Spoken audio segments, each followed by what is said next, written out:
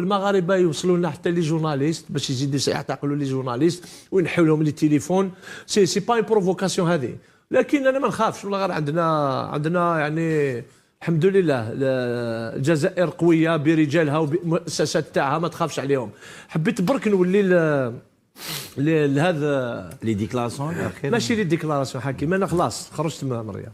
انا باش تشوف كأنا كي زعفت باسكو غاضني الحال نخسروا بهذا المانيا. قلت لك انا نشك في هذه المقابله، شك رياضيا بالك يفهموها الناس حاجه اخرى هكذا. انا حبيت نقول والله العظيم حكيمه من صميم القلب الحمد لله كي ما ربحناش.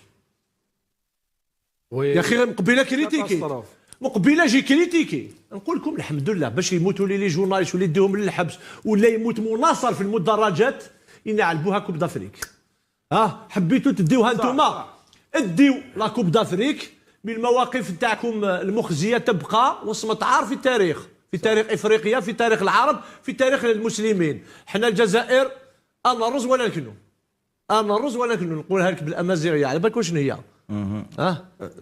نتكسروا وما نركعوش، فهمتني؟ دونك والله العظيم حكيم ايماجيني نلعبوا مقابله في كره القدم باش يموتوا لي الانصار انايا ولا يصرى لهم واش يصرى لهم تما، باسكو هما راهم في بلادهم.